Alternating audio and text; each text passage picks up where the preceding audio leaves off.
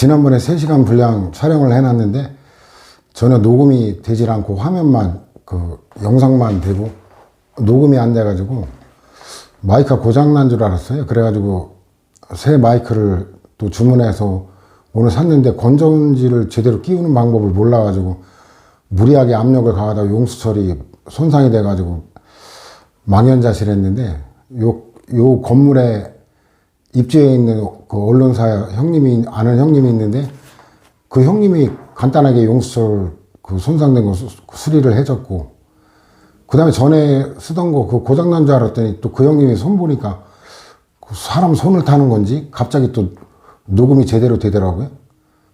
그래가지고 오늘도 촬영을 못하고 공백 상태가 좀 길어지나 걱정을 했는데 다행히 그 형님 도움으로 다시 오늘 촬영을 할 수 있게 돼서 대단히 기쁘게 생각합니다.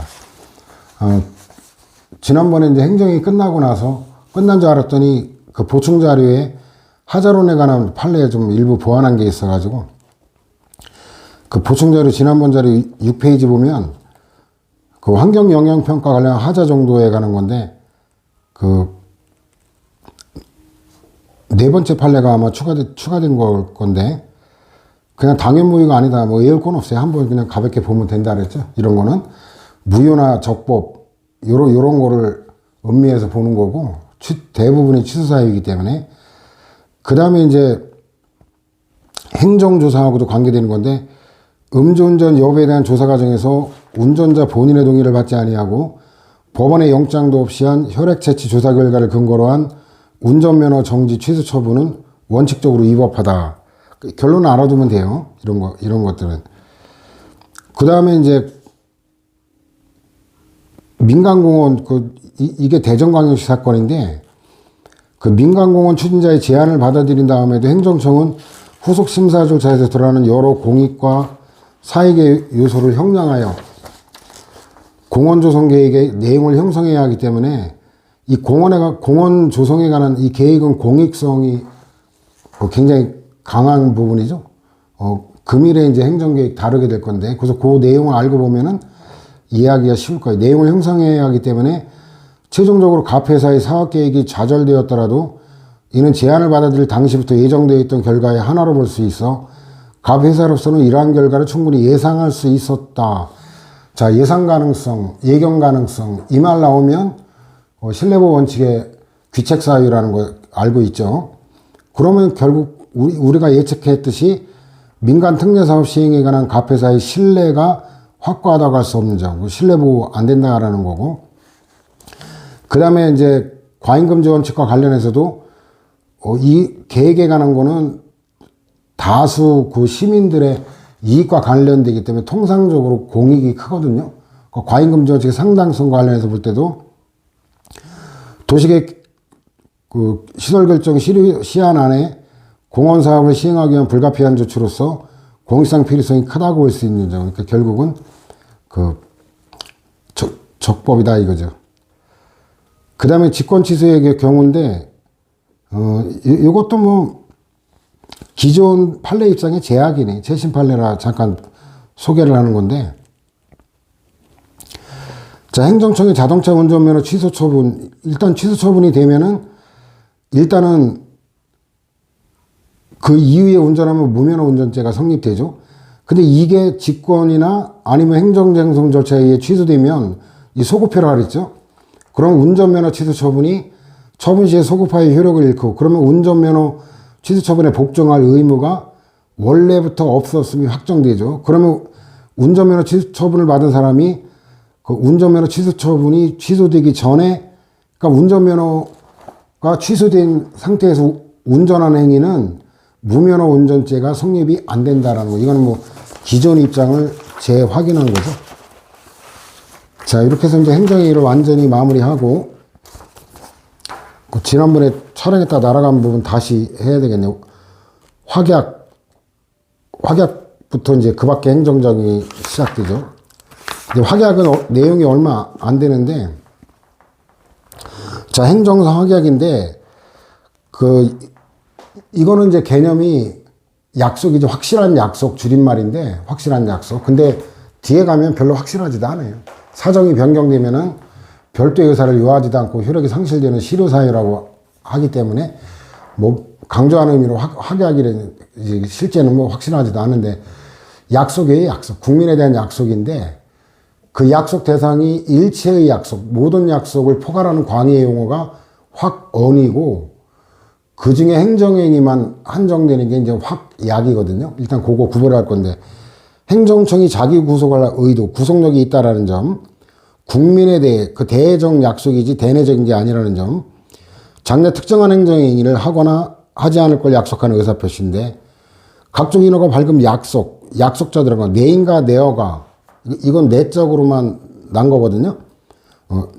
내적으로만 그 임용 공무원 임용 내정 그 지난번에 대선에서 윤석열 후보가 당선이 됐죠.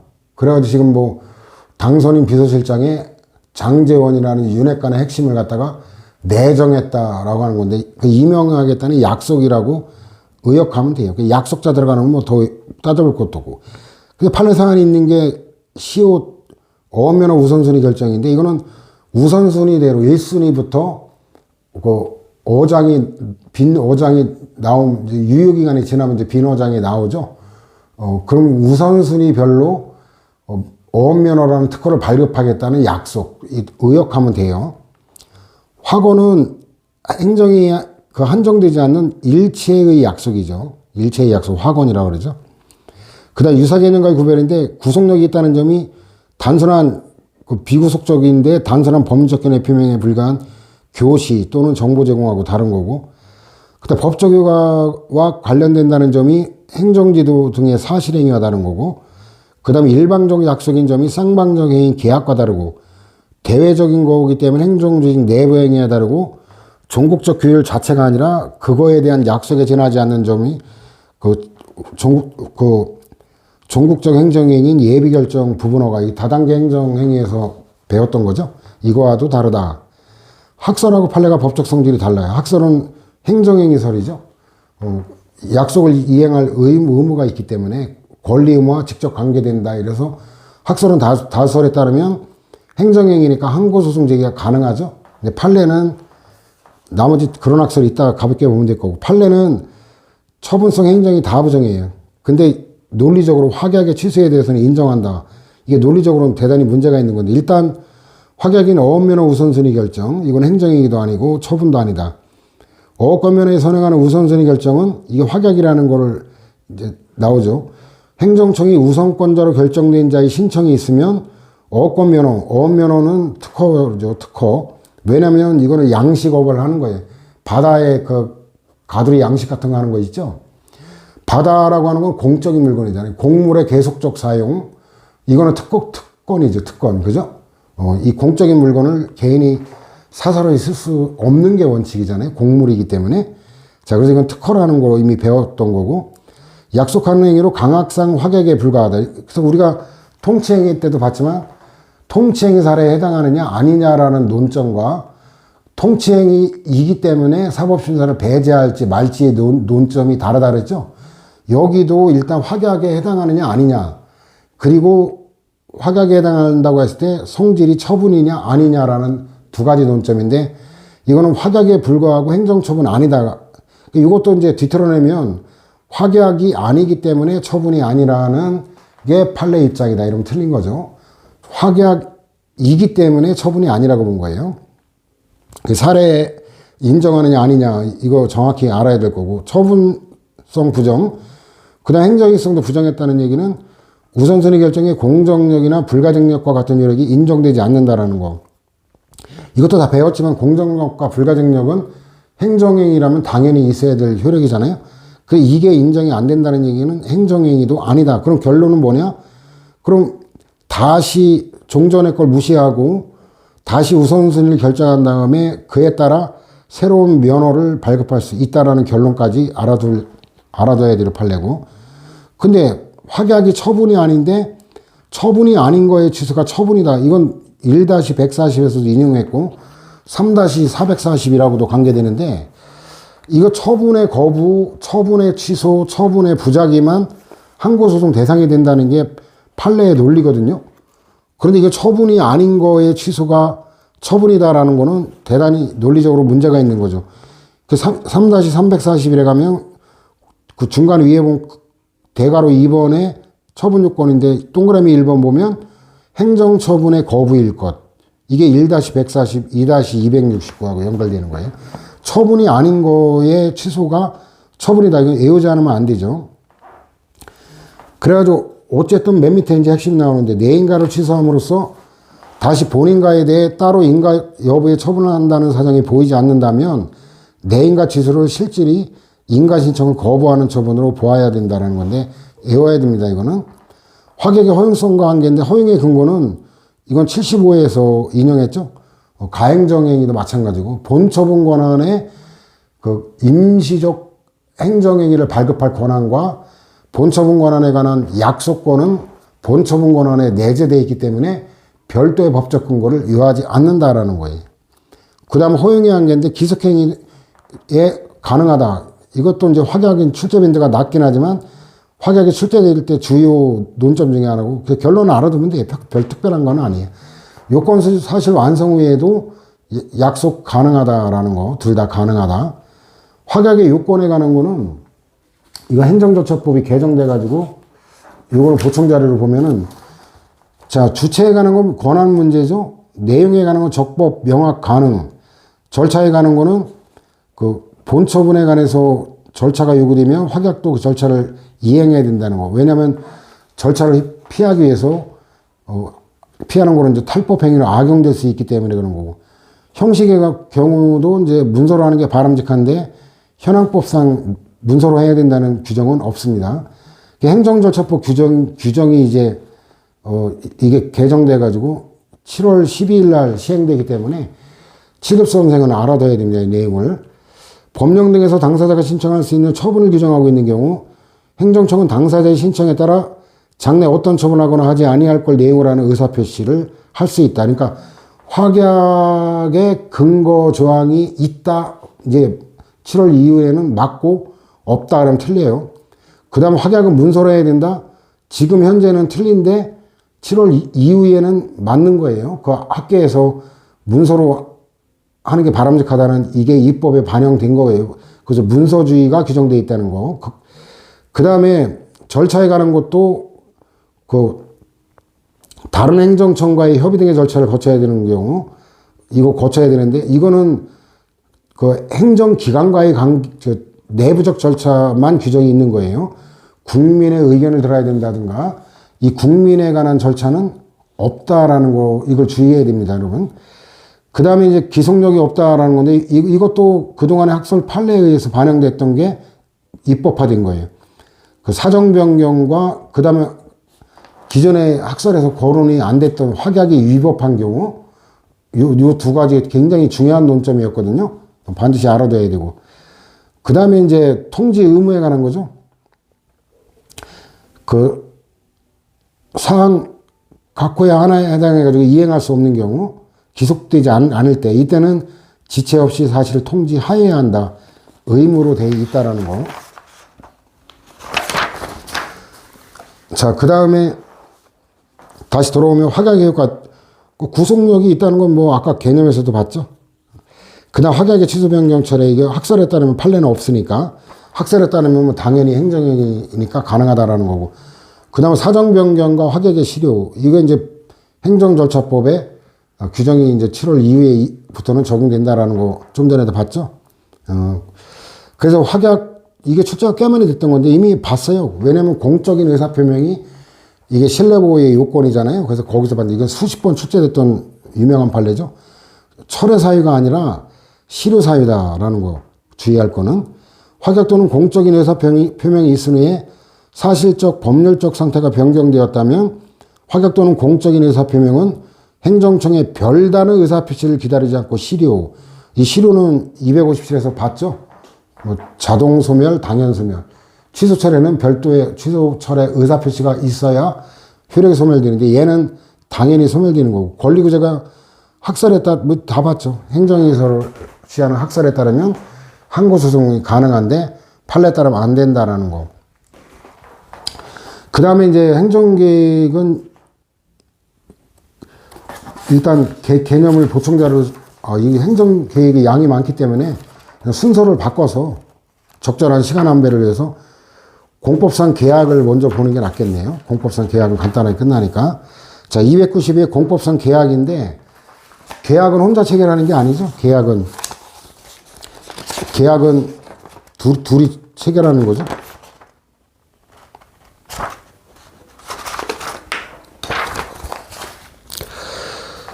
그래서 공법상 계약이란 행정주체 상호 간, 행정주체와 국민 간의 공법상의 효과 발생을 목적으로 복수에 대등한 당사자 간의 반대 방향의 의사에, 이것도 음미할 거예요. 좀 이따 부연 설명할 건데, 반대 방향의 의사의 합체에 의해 성립되는 비권력적 쌍방적 공법행위다라는 거고. 그래서 어쨌든 대등한 거고, 프랑스 산물이다라는 거는 요즘은 뭐 판례 아니면 출제가 잘 안 되는데 알아둘 필요는 있어요. 전에 문제은행에 들어가 있거든요. 그 다음에 뭐 공정력, 자력 집행력, 이건 행정행위에만 인정되니까 뭐 일일이 외울 게 없죠. 계약의 개념, 판례 그냥 가볍게 보세요. 그냥 학설하고 똑같아요. 그 다음에 그 행정절차법에 규정이 없다라는 건데, 그 유사개념과의 구별, 행정계약은 이거는 광의 개념이에요. 사법계약, 공법계약을 포괄하는 거. 근데 우리나라는 이원적 법체계라고 그랬죠. 1편에서 봤듯이 공법과 사법을 엄밀히 구별하기 때문에 행정계약이라는 걸 우리는 인정 안 한다라는 거고, 사법계약과의 구별인데 일단 일반 당사자가 행정주체가 포함된다는 점, 공익을 목적으로 하고 공법상의 효과 발생을 목적으로 한다는 점이 다르고, 그래서 국가와 사인 간의 그 사법상 계약, 이거는 근거법률이 국가를 당사자로 하는 계약에 관한 법률이죠. 여기에도 규정이 없는 거는 이제 사법상 계약에 관한 법령, 주로 이제 민법의 채권 강론의 계약에 관한 게 있죠. 그 다음에 어쨌든 법률상의 요건과 절차를 거치지 않고 체결한 거는 법률 위반은 당연히 위법인데, 무효라는 거에 외울 게 없죠. 왜냐면 계약이기 때문에 처분에 해당하는 것만 무효와 취소로 하자 정도가 나눠지고, 처분이 아닌 건 유효 아니면 무효밖에 없다 그랬죠. 이런 거는 외우지 않아도 될 판례죠.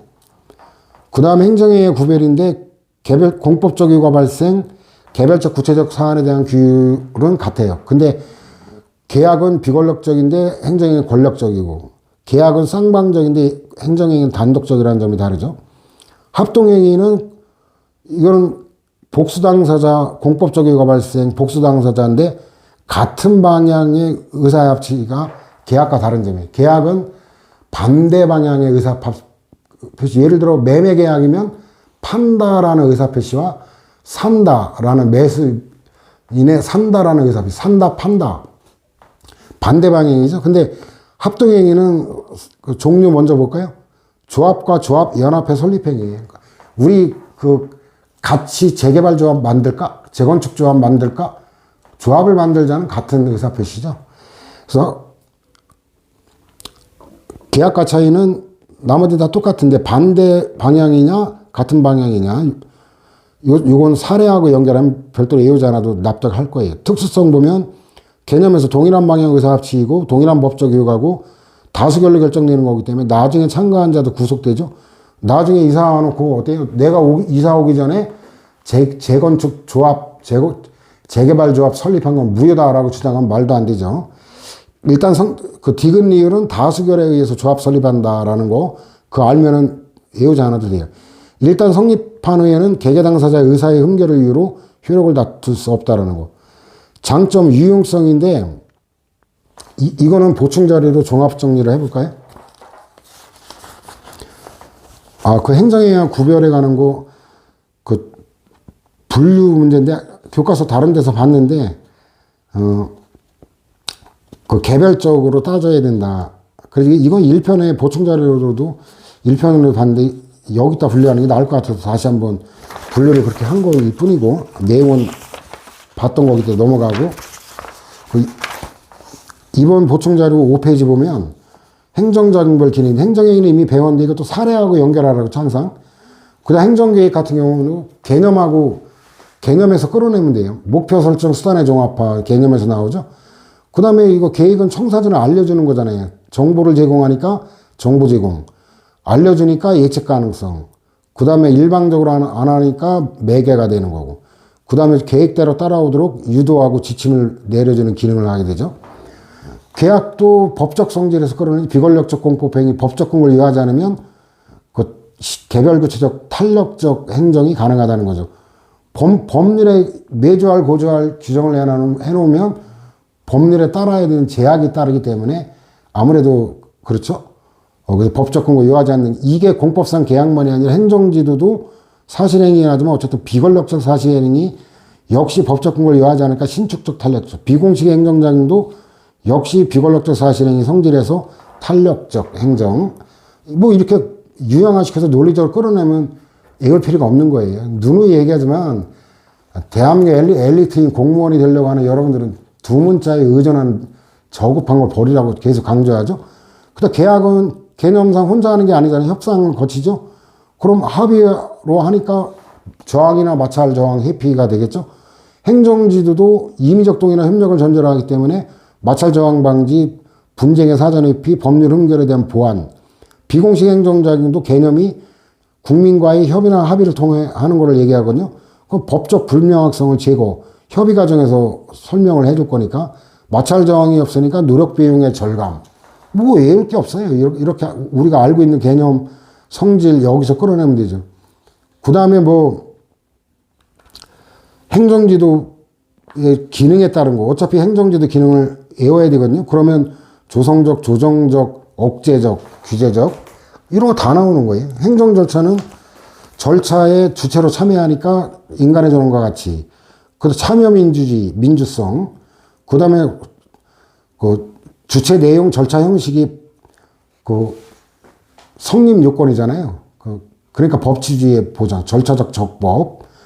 그 다음에 이제 절차를 거치면 마찰 저항이 국민을 절차에 참여시키면 마찰 저항이 줄어드니까 행정에 능률하죠. 그 다음 사전적 권리구제, 분쟁을 미리 막는 기능, 뭐 다 그 상식에서 끊어냈어요. 이유기도 이유를 알려주니까 이유가 뭔지 명료화되죠. 이유가 타당하면 설득하겠죠. 설득 기능. 그 다음에 정당 결론의 도출을 가능하게 하는 정당화 기능이죠. 왜냐하면 이유를 따져보지도 않고 느낌으로 하는 행정하고 이유를 따져서 하는 행정이 어떤 게 정당화 가능성이 높겠어요? 뻔하죠. 그 다음에 권리구제 기능. 그 불복할지 말지를 결정하고 불복 신청하는데 편의를 제공하죠. 이유를 모르면 내가 재판에 이길지 질지를 모르잖아요. 이유를 알면 내가 소송 제기했을 때 이길 가능성이 있냐 없냐, 요걸 따져보는 게 편하죠. 그 불복 여부 결정에. 그 다음 통제, 자기 통제죠. 그 다음에 외부적 통제, 사후 통제. 이거는 담당자가 아니기 때문에 외부인이나 사후에는 담당자가 아니기 때문에 이유를 알아야 이게 통제가 가능하죠. 그러니까 이런 것들은 뭐 외울 게 없어요. 그냥 자연스럽게 끌어내면 된다. 그 다음에 그 장단점, 단점은 이제 장점 받고, 그 다음에 이제 상업화 우려가 있다는 거죠. 그 법대로 하면 될 거를 흥정할 우려가 있다는 거고.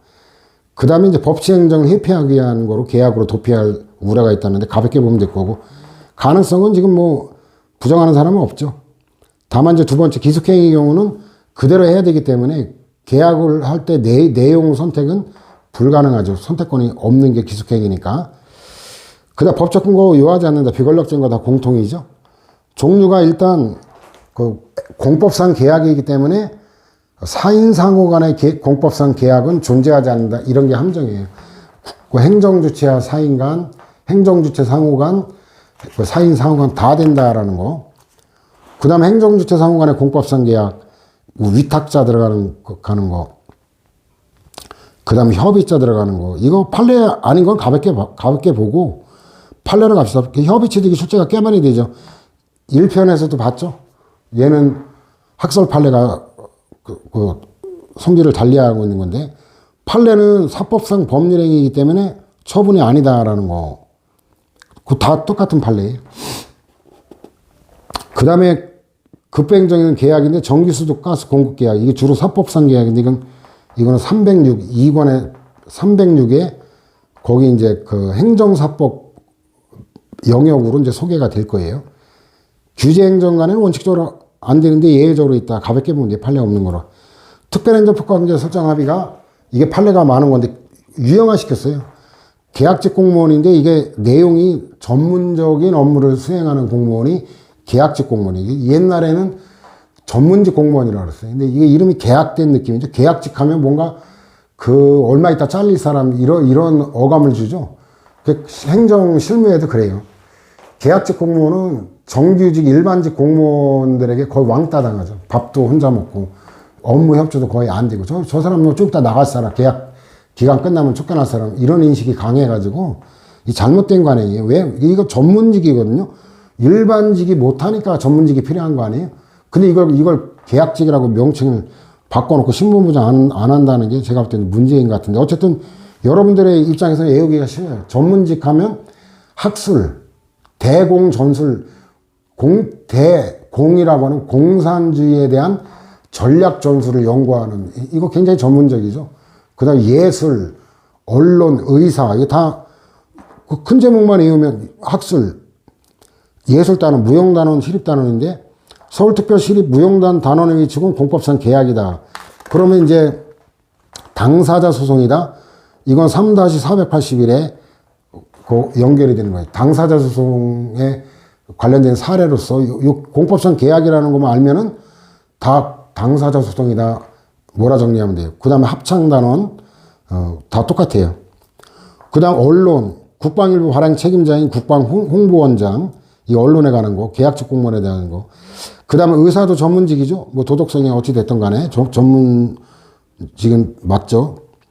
그러니까 이것도 마찬가지. 판례도 전문직 공무원인 공중보건의사의 채용계약 해지 의사 표시는 일반 공무원에 대한 징계 처분과는 다르다라는 거고 항고 소송의 대상이 되는 처분 등의 성격을 가진 거로 인정되지 아니하고 당사자 소송으로 이제 권리 구제가 가능하다라는 거. 그 다음 사인상환도 있다. 그래서 성질에 의한 거는 가볍게 보면 될 거고 특수성인데 법적 과표성은 뭐 법률 우위는 전형에 다 적용된다 그랬죠. 조직법적 근거 요한다는 거 하고 법률 유고는 적용이 안 되죠. 자, 판례로 넘어가면은 채용기간이 만료한 경우 채용계약을 갱신하거나 채용기간을 연장할 것인지 여부는 지방자치단체장의 재량이다라는 거죠. 그 다음에 이제 그 국가를 당사자로 하는 계약에 관한 법률, 여기에 관한 기준, 이거는 내부 규정에 불과하다라는 거죠. 그냥 이 문장대로 그냥 눈에 익히면 될 거고. 그 다음 세 번째 보면은 이것도 가볍게 보면 돼요. 그렇게 중요한 판례는 아닌데 계약 당사자가 연안화물부도 축조 타당성 조사 용역 계약에 위반하여 타당성 조사 용역이 시행되기도 전에 사업 시행자로 선정되었음을 전제로 입찰 공고 등 일련의 행위를 한 경우 계약 당사자 사이의 신뢰관계를 파괴하고 그 공익성을 저해함으로써 계약관계의 계속을 현저히 곤란하게 한다는 이유로 위 조사 용역 계약이 지방해양수산청장의 해지 통고로 적법하게 해지되었다는 건데 가볍게 보면 될 거고 그 다음에도 지역적인 거라 그냥 가볍게 보세요. 계약의 절차 형식, 개별법에 있다라는 건데 수도법, 이거는 580의 공영무 계속성의 원칙이라는 것과 관련해 가지고 거기 다시 다루게 될 거예요. 582에 그 강제 파트에서 이제 일반 수도사업자는 수돗물의 공급을 원하는 자에게 정당한 이유 없이 반대로 말하면 정당한 이유가 있을 때는 가능하다는 거죠. 공급을 거절해서는 안 된다. 이게 이제 새로운 음행학 부스탄인 공급 거부와 관련되는 배경 지식이니까 다시 보게 될 거예요. 판례는 공법상 계약은 처분이 아니기 때문에 국방일부의 발행 책임자인 국방홍보원장으로 채용된 자가 부하 직원에 대한 지휘 감독을 소홀히 함으로써 북한의 혁명가국인 피바다에 관한 기사가 국방일보에 게재되어 사회적 무리를 야기한 경우 채용계약 해지를 함에 있어서는 처분 절차의 하나인 이유부기를 할 필요가 없다. 이 배경 지식이 344에 있어요. 344에 가면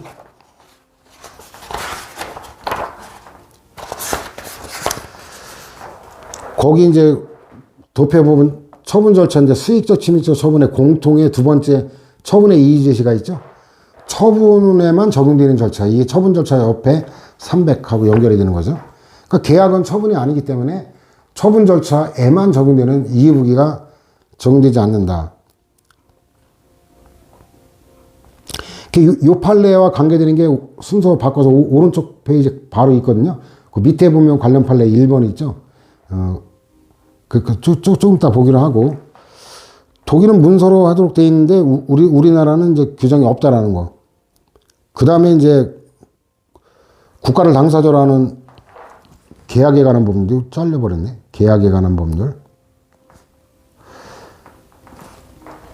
이건 가볍게 보면 됐고, 계약의 하자는 뭐 유유 아니면 무효밖에 없다는 거 아까도 봤죠. 무효다. 그 다음 사정 변경, 이거 행정조치만 일방적으로 가능하다.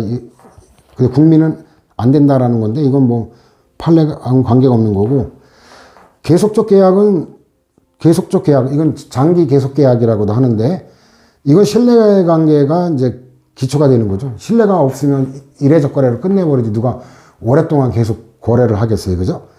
계속적 계약은 당사자 상호 간의 신뢰관계를 기초로 하는 거다. 이건 너무나 상식이고, 신뢰관계가 파괴되어 계약관계를 그대로 유지하기 어려운 정도에 이르게 된 경우에는 상대방은 그 계약관계를 막바로 해지함으로써 그 효력을 장래향하여 소멸시킬 수 있다. 그래가지고 이게 국방일부의 발행 책임자인 국방홍보원장으로 채용된 자가 부하 직원에 대한 지휘감독을 소홀히 함으로써 북한의 혁명가국인 피바다에 관한 기사가 국방일부에 게재되어 사회적 물의를 야기한 경우 그 채용계약에 기초가 된 신뢰관계가 파괴되어 채용계약을 그대로 유지하기 어려운 정도에 이르렀다.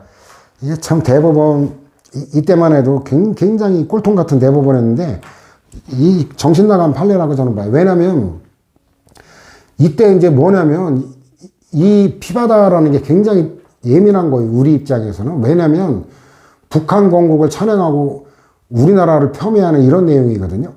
그래서 이 피바다를 갖다 긍정적으로 평가했다가는 국가보안법 위반 혐의로 잡혀가기 딱 좋은 아주 민감한 거거든요. 근데 이게 이제 다른 신문에 이 국방일보나 이런 거는 독자적인 취재 능력이 없어요. 그래서 대부분 다른 언론 그 기사를 갖다 인용해가지고, 인용해가지고, 따옴표로 인용해가지고, 보도하는 형편이에요. 그래가지고 이것도 그 북한의 이제 기밀 제목을, 중간 제목을 어떻게 달았냐면은 인용 부호를 따가지고 김일성 주석이 창작한 뭐 뛰어난 작품? 뭐 이런 식의 다소 좀 부적절한 표현을 쓰긴 했어요. 근데 그건 얘 주관적 의지가 아니라 주관적 평가가 아니라 인용한 거예요. 인용된 거예요. 그래가지고 이게 그 처음에 이제 문제가 돼가지고 기무사에서 내사한 결과 대공 혐의가 없다고 종결된 사건이에요. 종결이 됐는데 이게 조중동 쓰레기 언론 중 중앙일보였나? 하여튼 그 쓰레기 중에 하나인데 그 뒤늦게 그걸 갖다가 보도가 되면서 어때요? 그래가지고 결국은 이제 한나라당이 그때 다시 한나라당이었어. 아주 뭐 콩가루 정당이 뭐 이름을 하도 바꿔가지고 뭐 그때 뭐 했는지 정확한 기억은 안 나는데 새누리당이었나 뭐 한나라당이었나 한나라당이었을 건데 새누리당은 박근혜 때 했던 것 같고 그래가지고 어쨌든 뒤늦게 문제가 돼가지고 그것도 이게 뭐냐면 다 위임이 돼가지고 부장 정결했어요. 그 국방홍보원장의 책임을 묻는다는 거는 이건 제가 볼 땐 대단히 무리한 거예요. 대법원에서도 그대로 그냥 구제가 안 됐는데 계속적 계약의 해지 사유. 피고 대한민국 산하 교육과학기술부 장관에 의해 전남대학교 명원 감사로 임명된 원고가 금액을 보면 납득할 거예요. 개인적으로 지출한 비용 142만 원을 특정 업무비로 청구 142만 원이에요. 부당하게 지급받았다는 이유로 해임된 데 대해서 여러 사정을 종합적으로 볼 때 이건 신뢰관계가 파괴되어 계속적 계약관계를 그대로 유지하기 어려운 데에 이르렀다고 볼 수 없다라는 거죠. 그 다음에 절차법적 특수인데 강제 절차. 이건 뭐 비관록적인 게 강제 집행이 되면 모순이죠. 뭐 당연히 안 된다라는 거. 쟁송 절차는 당사자 소송이다라는 거. 그죠? 계약에 해당하면. 판례도 마찬가지예요.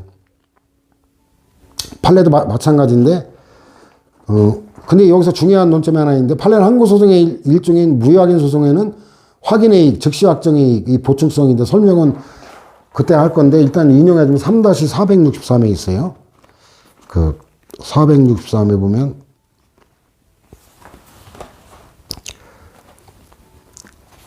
거기에 이제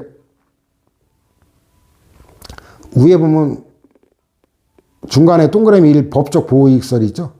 이게 2-302. 이게 무효확인 소송이 옛날에 보충성 그 즉시 확정의 확인의 이익을 요하는 건데 전원합의체로 파기해서 무이동 확인 소송, 항고 소송에는 이게 이제 요하지 않아요. 근데 당사자 소송은 지금도 요한다라는 거 되게 중요한 논점이에요. 그 당사자 소송은 확인 소송과 이행 소송 두 가지 있다는 거, 이거는 1편의 앞부분에 권리구제 행정법 체계 설명할 때 그때 관련돼 가지고 설명한 바가 있습니다. 기억이 안 나는 친구는 그때 보충 자료 한번 확인하길 바랍니다.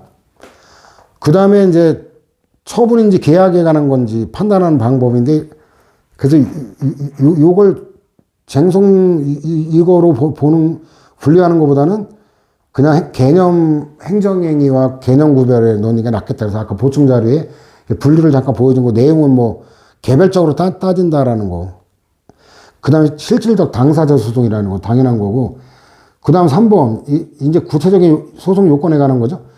지방자치단체와 채용계약에 의해 채용된 계약직 공무원이 계약기간 만료 이전에 채용계약 해지 등의 불이익을 받은 후 계약기간이 만료됐다 이러면 실익이 없죠. 계약기간 만료되면 이제 복직이 안 되는 거죠. 복직이 안 되면 목적 달성이 불가능하니까 소외이익이 없다라는 건데, 이 소외이익이 뭔지 알면은 지금 여기서 무리하게 외우려고 할 거 없어요.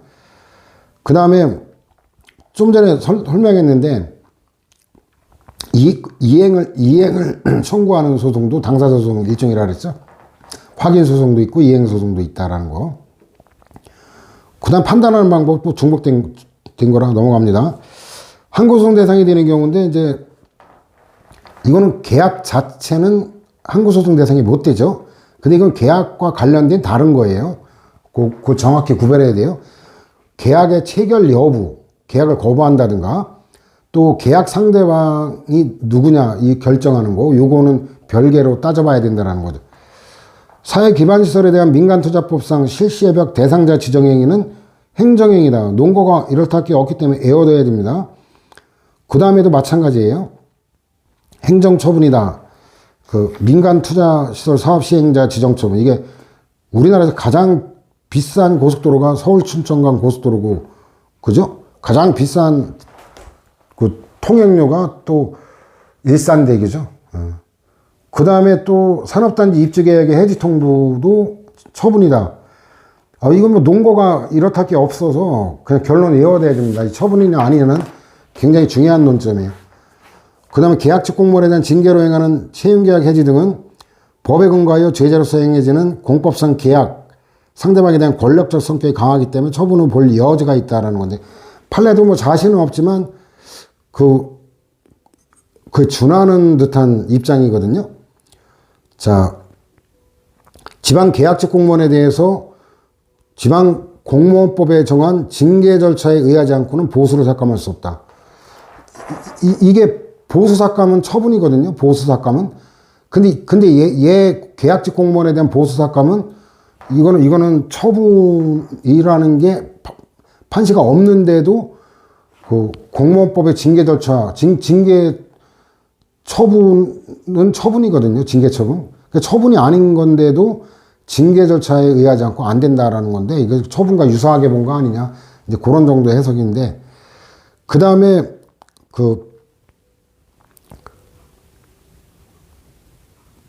뭐 이상한 거지. 지방 계약직 공무원에 대해서 징계에 관한 규정에 따라 징계 처분을 할 수 있다. 징계 절차에 의하지 않고는 할 수 없는 거고, 징계 규정에 따라서는 할 수 있다는 거. 뭐 동전의 양면이니까 1, 2번은. 국가배상은 뭐 특별한 거 없어요. 뒤에서 다 보면 될 거고. 자, 이렇게 해서 일단 그 분량 안배를 위해서 일단 간단한 거 먼저 받고 잠깐 쉬었다가 행정계획으로